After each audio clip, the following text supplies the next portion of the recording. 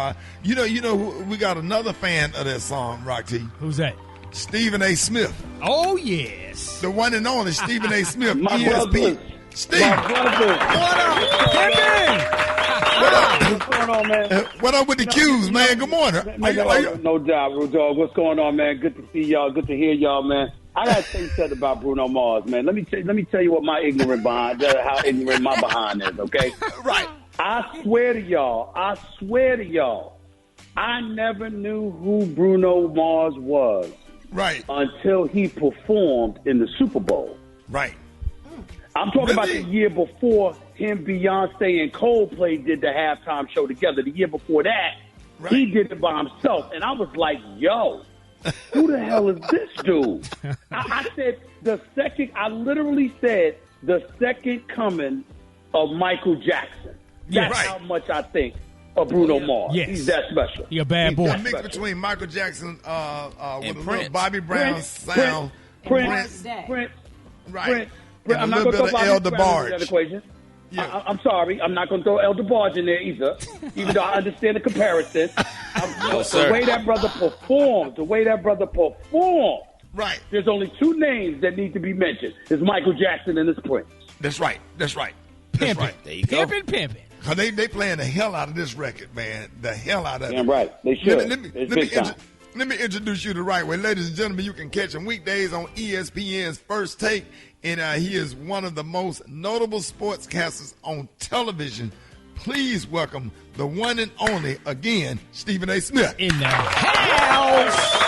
Yeah.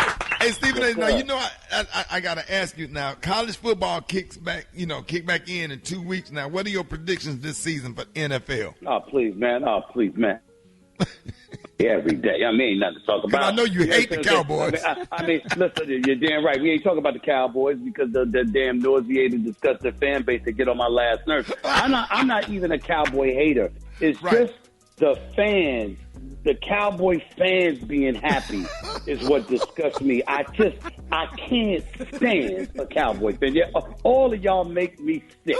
I mean, you go 1-15. We go 1-15. Your season ends on January 5th, and at 7 o'clock and 7:15, you like, we're gonna win the Super Bowl next year, right?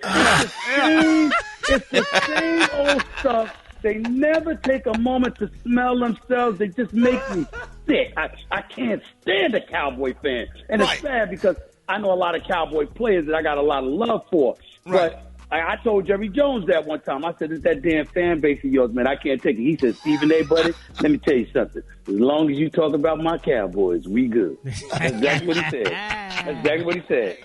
So we good. That's it, man. Stephen A., man. Now, Terrell Owens, our brother T.O., he wants to make an NFL comeback at the age of 47. He says he's not washed up. He's still in amazing shape. He even claims that he ran a 4.40 recently. What are your thoughts? If an NFL gave T.O. an opportunity to try to make a roster this year, do you think he can make it at the age 47? I think T.O. can do anything physically he puts his mind to. Right. The sad part about it, and I'm being totally serious here, is that, we don't want to discourage any human being from dreaming. The exception should be T.O. That NFL stuff has come and gone. And the reason why has nothing to do with his physical attributes. They made a decision years ago about T.O. They don't want him in this league. There's plenty of teams that had an opportunity to bring him on. If you this way when you're 47, what were you when you were 44?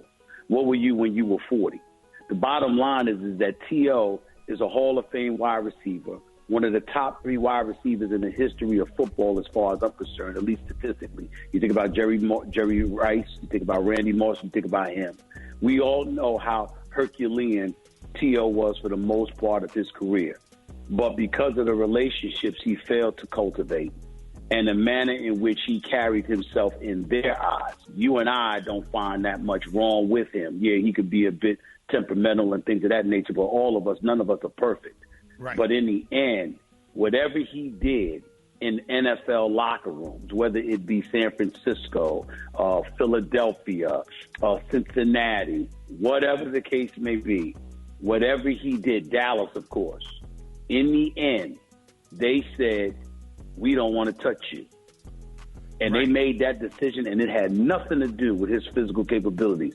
So him coming on the air with you guys or anybody else talking about what he can do, that's one thing. Just don't act like it's plausible, like it's going to happen. Because I'm here to tell you, as somebody that covers the NFL and covers the world of sports, there is no way in hell anybody in the National Football League is going to give T.O. an opportunity to try out for their team and make their team. They're not going to do it because it has nothing to do with the physical. Right. It has everything to do with something else. They're not going to give him a chance. Now, congratulations to you for getting picked up for your second season of Stephen A's World. Now, how has it been? And thank you for having me on the show. I really appreciate you, man. That was so much fun. I was getting ready to say that. I can't thank you enough for coming on. You knocked it out of the park, no question about it. And really, it just points to something. Yo, guys, I'm here in California right now because I'm getting ready to host Jimmy Kimmel Monday night. Are you serious? What? I'm hosting Jimmy Kimmel Monday night. For the first time in my career, I'm doing a late night show. Rickey, I was going to call you this weekend anyway. I'm nervous as hell, bro. I'm nervous as hell. Because let me tell you something. I ain't never give an opening monologue in my life. Oh, man, we'll put that together in 5 minutes for you. Where the objective is for me to be funny. We got you on that one. I can talk sports all day, every day, but they got me trying to be funny, and they let me know it's going to be like 10 to 14 minutes. I said, oh, damn. What the hell am I going to do? So, but I got Snoop Dogg coming on for me. Right. Nelly's going to perform his new song, High Horse. I'm excited about it and the whole bit. But, Stephen A's World, and I've never apologized for this, is a segue into me ultimately going late night. We have not had an African-American in late night television. Oh, you would kill it. Since Arsenio Hall. You would kill it. The reason I'm confident that I could do it is because of what my goal or my intent is. My intent is take away the opening monologue, and what are we talking about here? We talk about having a good time, and we're talking about celebrating the greatness of other people. And that's something that I've always wanted to do as a guy that covers sports. You do that at times, but at the same time, you also got to knock folks down when they don't perform. I don't have to do that with late night television. I can just bring people on to celebrate their work and what they're doing. And that's something that I want to do, particularly when it comes to black folks in the world of sports and entertainment, pop culture and beyond. I'm not anti anything, but I'm unapologetically pro-black. And I want to make sure that I put myself in a position where I can highlight and celebrate the greatness of other people from my community. That's why I want to do late night television. That's why I've always wanted to do late night television. And I'm sincerely hoping I get the opportunity to do it. Kay, you was going to say something about HBCUs? We highlight HBCUs on the show regularly, Stephen. And you're actually hosting HBCU Week this year. So what can people expect with that? Well, we're just going to go to various universities, but unfortunately, we're going to do it virtual now because, we got to go to Memphis in September. We've got to go several other places as well. We're supposed to go to Atlanta, Georgia. We're doing that at the end of the month, Morehouse, Atlanta Clark, all of that stuff.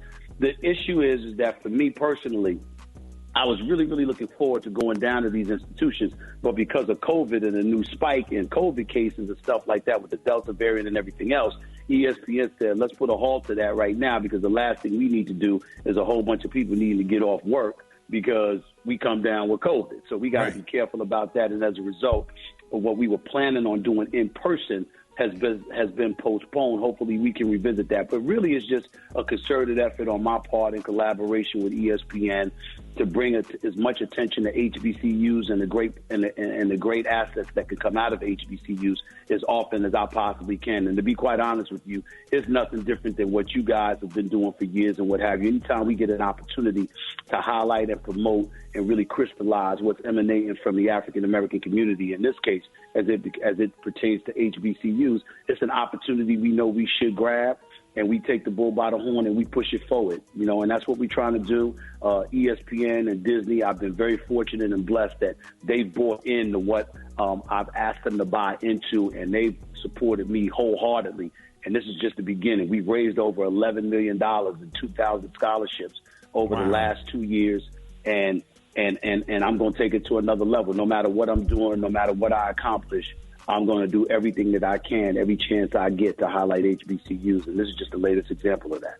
down and represent, Alabama, Tuskegee, Alabama State. Stephen A., whatever you need me to do to help, let me know. You're always welcome to come on this show. And I really want to help you raise money because I really believe in education, man. And congratulations. Tell Rashawn I said, what's up, man? Thank you so much for everything that you do. Thank you for joining us this morning, man. Tell the people when and how they can catch your shows. Come on. Yes. Well, I appreciate it, first of all. First Take on every weekday morning from 10 a.m. to noon. You know that. Stephen A's World, I'm on 4 days a week on ESPN+. That's our streaming platform. You always catch me on my NBA coverage, and this is going to be the best NBA season maybe ever. I just can't wait for this NBA season. I don't know who the hell's going to win the championship. Oh, you ain't riding for your Knicks? You ain't riding for your Knicks? He said nothing about well, I'm going to be emotional. I'm going to be emotional and tell you. I was waiting right to you. Come on. He ain't say nothing. Come on, what about the Knicks, Stephen, man? You ain't say nothing the whole time. The Knicks don't have no damn chance to win the championship this year. I know that. But damn it, they're going in the right direction. Cleveland Browns. Here's the deal. Can Cleveland Browns get some love?